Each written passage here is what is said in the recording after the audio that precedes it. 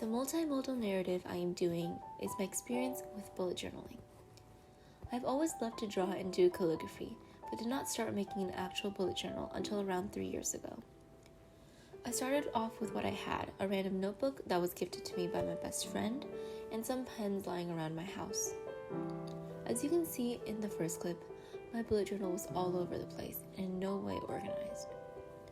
I ended up giving up and not keeping up with it after a few months.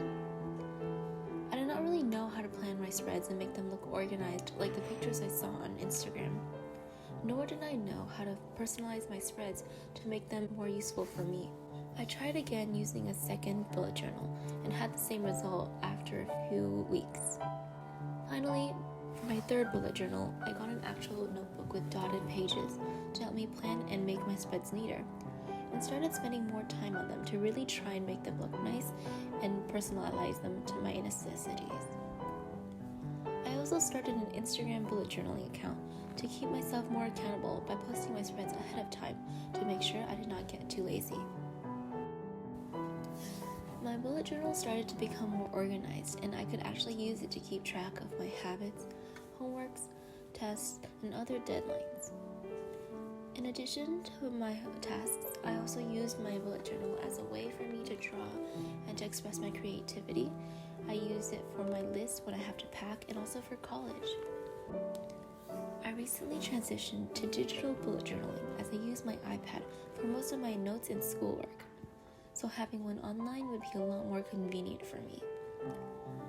My digital spreads have taken me a long time to do, as I am not familiar with the tools and the app that I use to create them on. I like to create them on Procreate, as there's a lot more brushes and tools that I can use, and later transfer them to GoodNotes, where I usually take all my notes. I typically spend around 30 to 45 minutes per page, which is a lot longer than me planning a page on paper. Though it takes me a really long time to do these spreads, I really enjoy it because it gives me time to relax and express my creativity, so it doesn't really feel like a chore. I actually end up using my digital bullet journal every day to keep track of my homework, and it really helps me feel less anxious about missing deadlines or forgetting anything. Bullet journaling has taught me how to design and organize spreads that cater to me personally, take photos and edit them for Instagram, and learn how to use space to make spreads look more interesting, neater, and nicer.